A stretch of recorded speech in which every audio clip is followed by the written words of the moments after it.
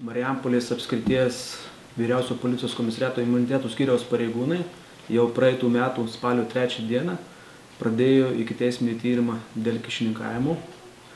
Tai būtent Jurbarko rajono policijos komisariato 2 patruliai yra įtariami kyšininkavimu. Vasario 5 dieną jie buvo iškviesti apklausai, jiems buvo pareikšti įtarimai ir buvo nušalinti 2 mėnesiams nuo tarnybos. Tai tokia situacija.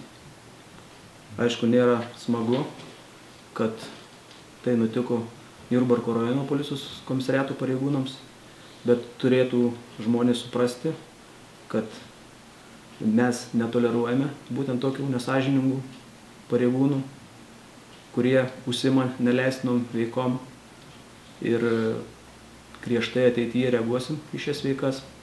Aišku, kol dar teismas nepasisakė šiuo klausimu, kol galutinai nesurinkti įrodymai, tai nereikėtų pareigūnų teisti anksčiau laiko, galioja nekaltumo prezumpcija.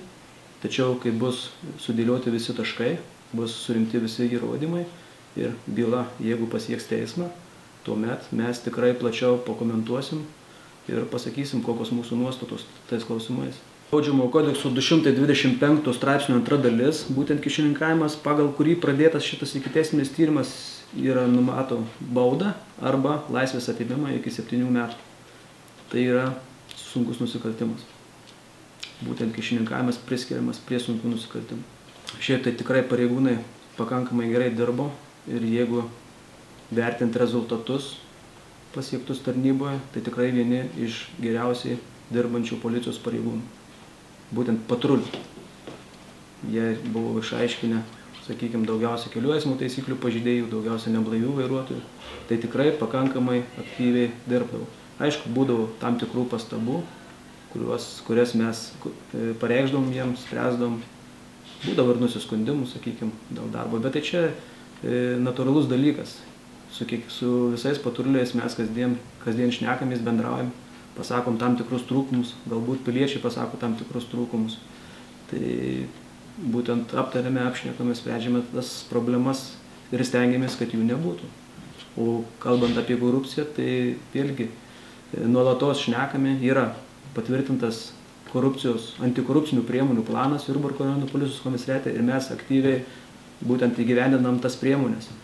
Ir, sakykime, ir ateityje bus nuolatos bendradarbiavimas su imunitetų padaliniais ir tikrai gavę bent menkiausią informaciją apie korupcinės apraiškas, tikrai tikrinsime iki galo, išsiaiškinsim ir pateiksim vertinimą.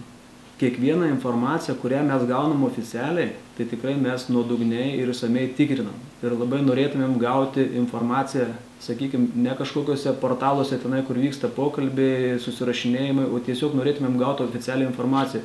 Ir tikrai pažadu, jeigu tokią informaciją gaučiau, tikrai būtumėm nuodugniai tikrinę ir patikrinę.